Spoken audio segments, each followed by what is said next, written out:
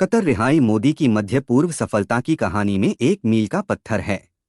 किसी राष्ट्र के पथ में ऐसे क्षण आते हैं जब वैश्विक परिदृश्य पर उसके आगमन की शुरुआत उसके नेतृत्व की गुणवत्ता से होती है। कतर द्वारा 8 पूर्व भारतीय नौसेना अधिकारियों को रिहा करने का निर्णय, जो कथित जासूसी के लिए मौत की सजा का सामना कर रहे थे, न केवल भारत-कतर द्विपक्षीय संबंधों की ताकत का प्रमाण है, बल्कि प्रधानमंत्री नरेंद्र मोदी की मजबूत व्यक्तिगत संबंध बनाने की विशिष्ट क्षमता का भी प्रमाण है। भारतीय हितों की रक्षा के लिए अन्य राष्ट्रों के नेता। एक झटके में मोदी ने यह रेखांकित कर दिया है कि कैसे वह भारत की बढ़ती वैश्विक प्रोफाइल के लिए महत्वपूर्ण बने हुए हैं, जिसे उनके आलोचक 2014 से सभी सबूतों के विपरीत चुनौती देने के बावजूद चुनौती देते रहे हैं। यह भूलना आसान है कि वह समय कितना तनावपूर्ण था जब कतर की एक अदालत ने पिछले साल अक्टूबर में लोगों को मौत की सजा सुनाई थी। उनके भविष्य को लेकर निराशा की भावना थी और प्रतिशोध में ऐसे कई लोग थे जिन्होंने तुरंत सुझाव दिया कि नई दिल्ली को दोहा के साथ अपने संबंधों को त्याग देना चाहिए। अनिवार्य रूप से मजबूत रिश्ते की नींव को चुनौती देने के कतर के फैसले ने भारत में इस रिश्ते की भविष्य की स्थिरता के बारे में पुनर्विचार करना शुरू कर दिया था। पीएम स्तर की बातचीत क्यों जरूरी हो गई? नई दिल्ली ने फैसले पर अपना गहरा सदमा व्यक्त किया और सभी संभावित कानूनी और कूटनीतिक विकल्पों पर विचार किया। उच्च स्तरीय राजनीतिक भागीदारी से लेकर अपील प्रक्रिया के माध्यम से आगे बढ़ना और यहां तक कि सजायाफ्ता कैदियों के हस्तांतरण पर 2015 के समझौते के प्रावधानों को लागू करना। लेकिन आगे का रास्ता कठिन था और इसके लिए ऊपर से कुशल कूटनीति और नेतृत्व की आवश्यकता थी। और यहीं पर प्रधानमंत्री स्तर की सहभागिता महत्वपूर्ण हो जाती है। यह सुझाव देना आसान है कि भारत को कतर के साथ अपने संबंधों में लाभ है, लेकिन इसे प्रभावी ढंग से तैनात करने के लिए एक ऐसे नेतृत्व की आवश्यकता है जो ठोस परिणामों पर जोर देने के लिए तैयार हो। मोदी की खुद को वहां से बाहर रखने की इच्छा एक प्रमुख कारक है जिसने सकारात्मक परिणाम को संभव बनाया है। किसी भी नेता के लिए ऐसा कदम जोखिमों से भरा होता है, क्योंकि विफलता के कारण मोदी की वैश्विक विश्वसनीयता पर सवाल उठने लगते। लेकिन मोदी ने पिछले दिसंबर में दुबई में COP28 बैठक के इतर कतर के अमीर शेख तमीम बिन हामिद अल थानी से मुलाकात की, जिसके बाद 8 भारतीय नौसेना अधिकारियों की सजा कम कर दी गई।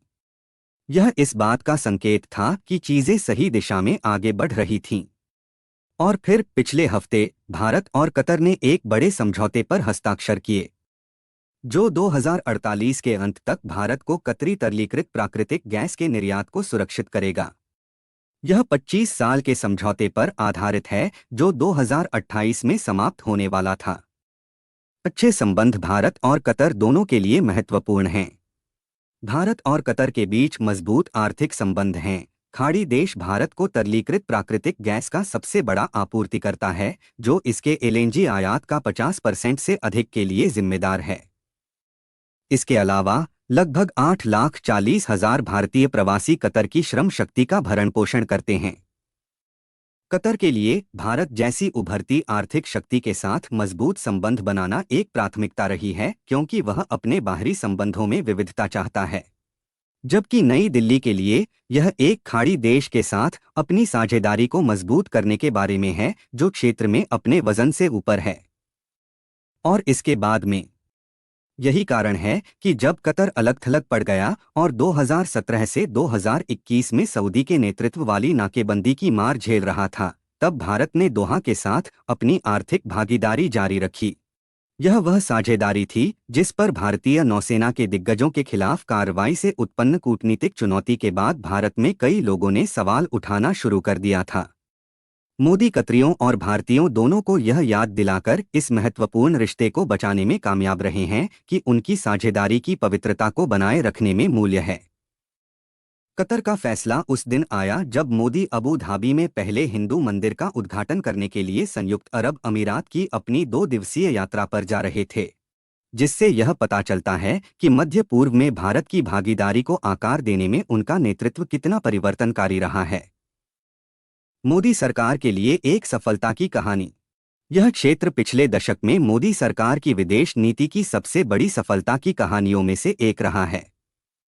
कुछ कुशल कूटनीतिक प्रयासों और नई चपलता के साथ नई दिल्ली खाड़ी में अरब देशों के साथ उल्लेखनीय रूप से मजबूत संबंध बनाने में कामयाब रही है।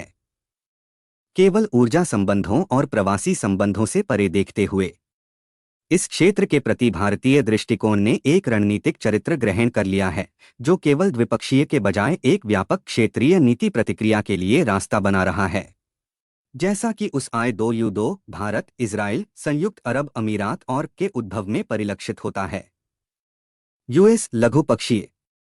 यह पिछले साल नई दिल्ली में G20 शिखर सम्मेलन के दौरान भारत मध्य पूर्व यूरोप आर्थिक गलियारे की हाई प्रोफाइल घोषणा में परिवर्तित हुआ, जो 3 भौगोलिक क्षेत्रों को जोड़ने वाला एक बहुमॉडल परिवहन और आर्थिक गलियारा है, जिसका उद्देश्य आर्थिक समृद्धि को बढ़ावा देना और बुनियादी ढांचे को मजबूत करना है। इसलिए यह उचित है कि मोदी संयुक्त अरब अमीरात के बाद इस सप्ताह दोहा भी जाएंगे, जो 2016 के बाद कतर की उनकी पहली यात्रा है। यह भारतीयों और कतरवासियों दोनों के लिए एक अनुस्मारक होगा कि भारतीय प्रधानमंत्री सबसे अधिक में से एक रहे हैं। मध्य पूर्व के साथ नई दिल्ली की भागीदारी के लिए भारतीय नेताओं का परिणाम है और इस क्षेत्र ने एक मजबूत द्विपक्षीय साझेदारी के निर्माण में मोदी के योगदान को मान्यता देकर इस संकेत को स्वीकार किया है।